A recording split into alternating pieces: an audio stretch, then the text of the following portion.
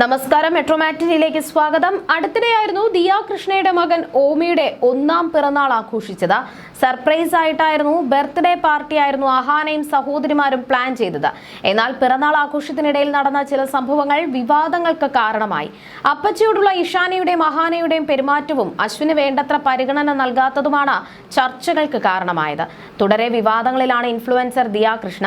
മകന്റെ ഒന്നാം പിറന്നാൾ ആഘോഷത്തിൽ അശ്വിൻ ഗണേഷിന്റെ മാതാപിതാക്കളെ ഉൾപ്പെടുത്താതിരുന്നതുമാണ് ഇതിന് പ്രധാന കാരണം. ഇതിനിടെ പുതിയ വ്ലോഗിൽ തനിക്ക് പറ്റിയ അബദ്ധത്തെക്കുറിച്ച് ദിയ കൃഷ്ണ പറഞ്ഞ വാക്കുകളും ശ്രദ്ധ നേടിയിരുന്നു. കുറെ നാളായി നീണ്ട മുടി വെച്ച് എനിക്ക് ബോറടിച്ചു. അങ്ങനെ ഹെയർ കട്ട് ചെയ്യാൻ തീരുമാനിച്ചു. ഓമിയെ ഒരുപാട് നേരം വിഷമിപ്പിക്കേണ്ട എന്ന് കരുതി പെട്ടെന്ന് എവിടെയെങ്കിലും പോയി വെട്ടാമെന്ന് വെച്ചു. തിരുവനന്തപുരം വഴുതക്കാടുള്ള റൂട്ട്സ് സലൂണിൽ പോയി. ചെന്നപ്പോൾ തന്നെ എനിക്ക് പോസിറ്റീവ് അന്തരീക്ഷമല്ല ഫീൽ ചെയ്തത്.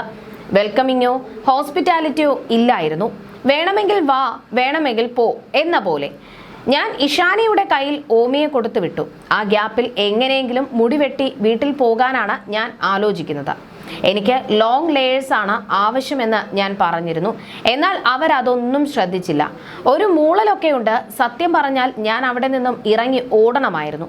പരിചയമുള്ള സ്ഥലത്ത് പോകുന്നതാണ് എപ്പോഴും നല്ലത്. ഞാൻ എന്തിനാണ് അങ്ങനെ പരിചയമില്ലാത്ത സ്ഥലത്ത് പോയതെന്ന് അറിയില്ല.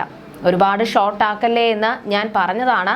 ഷോർട്ട് ആക്കിയാലും കുഴപ്പമില്ലായിരുന്നു. എൻ്റെ രണ്ട് സൈഡും 2 ലെങ്ത് ആക്കി. ഓമി കത്രികയെടുത്ത് എൻ്റെ മുടി വെട്ടിയതുപോലെ. അത് വല്ലാത്ത സിറ്റുവേഷൻ ആയിരുന്നു. ഹെയർ കട്ട് ഇഷ്ടപ്പെട്ടില്ല എങ്കിലും ആളെ വിഷമിപ്പിക്കേണ്ട എന്ന് കരുതി നൈസ് എന്ന് പറഞ്ഞ് ഇറങ്ങിപ്പോകുന്ന ആളാണ് ഞാൻ. പണ്ടും ഇന്നും അങ്ങനെയാണ് ഞാൻ. എൻ്റെ ജീവിതത്തിൽ ഇത്രയും മോശമായ ഒരാൾ മുടി വെട്ടിയിട്ടില്ല. അവിടെ നിന്നും ഞാൻ ഇറങ്ങി ഫ്ലാറ്റിൽ എത്തിയപ്പോഴേ എനിക്കൊരു തെറ്റ് പറ്റിപ്പോയി എന്ന് പറഞ്ഞു. 2-3 ദിവസം എന്താണ് മുടിയിൽ ചെയ്തത് എന്ന് മനസ്സിലാകുന്നുണ്ടായിരുന്നില്ല. ഫോട്ടോ എടുത്തപ്പോഴാണ് കണ്ടുപിടിച്ചത്. വലതുവശത്തെ എത്രയോ ലെയർ മുടി മുറിച്ചു കളഞ്ഞു. ഇടതുവശത്ത് നീളമുണ്ട്. പിന്നീട് മറ്റൊരു സലൂണിൽ പോയി ശരിയാക്കുകയായിരുന്നുവെന്നും ദിയ കൃഷ്ണ പറഞ്ഞു. ദിയ കൃഷ്ണയും കുടുംബവും ഭർത്താവ് അശ്വിൻ ഗണേഷിനെ അവഗണിക്കുന്നു എന്ന ആക്ഷേപം സോഷ്യൽ മീഡിയയിൽ തുടരുകയാണ്.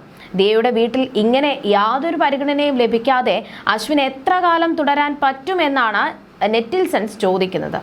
തൻ്റെ മകന്റെ ഒന്നാം പിറന്നാളിന് മാതാപിതാക്കൾ ഒപ്പം ഉണ്ടാകണമെന്ന് ആഗ്രഹിക്കാത്തവർ കുറവായിരിക്കും. പ്രത്യേകിച്ചും ഭാര്യയുടെ മാതാപിതാക്കളും സഹോദരങ്ങളും തിങ്ങി നിറഞ്ഞ പിറന്നാൾ ആഘോഷ ചടങ്ങിൽ. എന്നാൽ അശ്വിന്റെ മാതാപിതാക്കൾ അവിടെ ഉണ്ടായിരുന്നില്ല.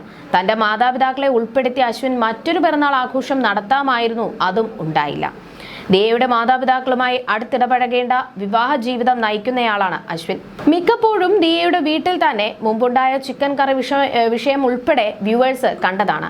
അതേസമയം തങ്ങളെല്ലാവരും ഔപചാരികതകളില്ലാതെ പെരുമാറുന്നവരാണെന്ന് കെ കുടുംബത്തിന്റെ വാദം. കുഞ്ഞിന്റെ കാര്യത്തിൽ ഓവർ പ്രൊട്ടക്റ്റീവായ അമ്മയാണ് ദിയ എന്നാണ് ഇവരുടെ ഫോളോവേഴ്സിന്റെ അഭിപ്രായം.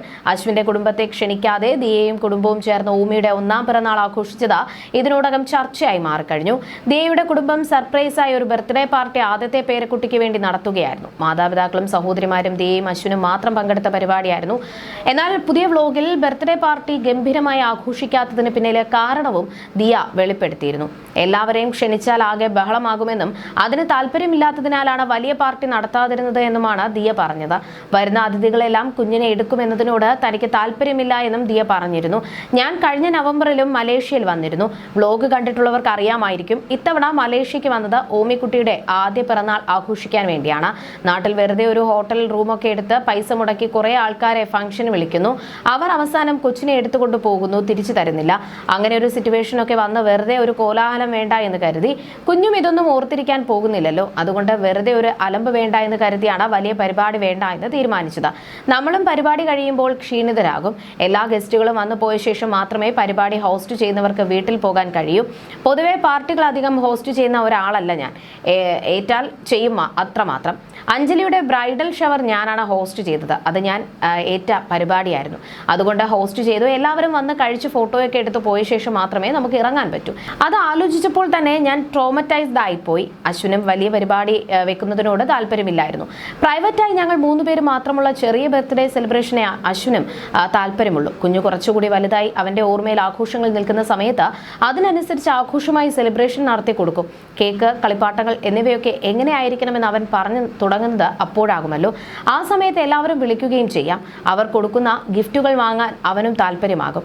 ഇപ്പോൾ ഗിഫ്റ്റ് കിട്ടിയാലും ഓർത്തു വെക്കാൻ പോകുന്നില്ല. കോംപ്ലിക്കേഷൻസ് ഒന്നും വേണ്ടല്ലോ എന്ന് കരുതിയാണ് വലിയ പാർട്ടി വെക്കാതിരുന്നത് എന്നുമാണ് ദിയ പറഞ്ഞത്. എന്നാൽ താരപുത്രിയുടെ വിശദീകരണത്തിന് വിമർശനമാണ് ഏറെയും ലഭിച്ചത്. അശ്വിന്റെ മാതാപിതാക്കളും ചേട്ടനും കുടുംബവും വന്നാൽ എന്ത് മാറ്റമാണ് ആ പരിപാടിയിൽ സംഭവിക്കുക എന്നും അവരെ കൂടി ഉൾപ്പെടുത്തിയിരുന്നുവെങ്കിൽ ആ കുഞ്ഞിന് അനുഗ്രഹങ്ങളും സന്തോഷവും കൂടുകയോ ചെയ്യുമായിരുന്നുള്ളൂ എന്നും ഇതിൽ ദിയയുടെ സ്വാർത്ഥതയാണ് വ്യക്തമായത്. തന്റെ കുടുംബത്തെ അല്ലാതെ മറ്റാരെയും ദിയ വിശ്വസിക്കാത്തതുപോലെ തോന്നിയെന്നും ചിലർ കുറിച്ചു. നിങ്ങൾ പിള്ളാരെ പിടുത്തക്കാരെയാണോ പിറന്നാൾ ആഘോഷത്തിന് ക്ഷണിക്കുന്നത്? അല്ല, കൊച്ചിനെ കൊണ്ടുപോകും, തിരിച്ചു തരില്ല എന്നൊക്കെ പറഞ്ഞതുകൊണ്ട് ചോദിച്ചതാണ് കഷ്ടം എന്നും ചിലർ ദിയയെ വിമർശിച്ച് ചോദിച്ചിട്ടുണ്ട്.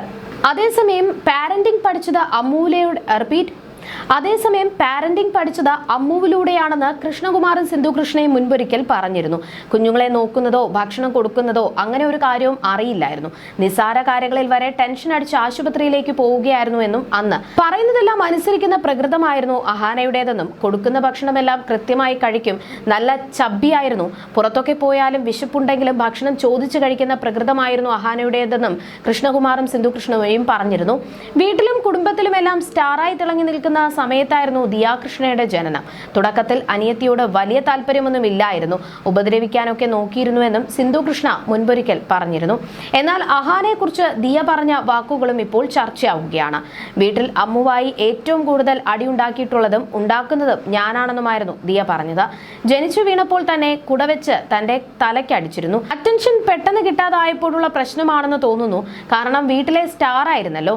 എന്റെ വീട് അപ്പുവിന്റെയും എന്ന സിനിമയിൽ മരുന്നെടുത്ത് അടിക്കുന്നു, ഇതിനകത്ത് കുട കൊണ്ട് അടിച്ചു. അമ്മുവിനെ അന്ന് ജുവനൈൽ ജയിലിനകത്ത് കൊണ്ടുപോയില്ല. വീട്ടുകാർ അവളെ മുറിക്കകത്ത് പൂട്ടി. ആ മുറിയൊരു ജുവനൈൽ ജയിലാക്കി മാറ്റി. അതുകൊണ്ട് ആൾ രക്ഷപ്പെട്ടു എന്നായിരുന്നു ദിയ പറഞ്ഞത്. അഹാനയെക്കാളും നല്ല ക്യാരക്ടർ ദിയയുടേതാണ്. ഓപ്പൺ മൈൻഡഡ് ആണെന്നായിരുന്നു വീഡിയോയുടെ താഴെ വന്ന കമന്റ്. അഹാനയുടെ എക്സ്പ്രഷൻ കണ്ടാൽ തോന്നും ഇതൊക്കെ ചെയ്തത് ദിയയാണെന്നാണ്. അഹാന അറ്റൻഷൻ സീക്കറാണ്. വീട്ടുകാർ അഹാനയ്ക്ക് അമിത പ്രാധാന്യം കൊടുക്കുന്നതിൽ മറ്റുള്ളവർ നേരത്തെ എതിർപ്പ് കാണിച്ചതാണ്. വ്ലോഗിലൂടെയായി സിന്ധു കൃഷ്ണ തന്നെ ഇതേക്കുറിച്ച് പറഞ്ഞതാണെന്നുമായിരുന്നു കമന്റുകൾ. നിരവധി പേരായിരുന്നു വീഡിയോയുടെ താഴെയായി അഭിപ്രായം രേഖപ്പെടുത്തിയത്. വ്ലോഗിൽ കാണുന്ന പോലെ ഒരാളെ അല്ല അഹാന എന്നും ലൈഫിൽ അഭിനയിക്കുന്ന ആളാണെന്നുമുള്ള വിമർശനങ്ങളും നേരത്തെ ഉയർന്നിരുന്നു. You're watching me on metromatney.com. metromatney.com. Subscribe for more videos. Subscribe here for more videos. Subscribe now. Thank you.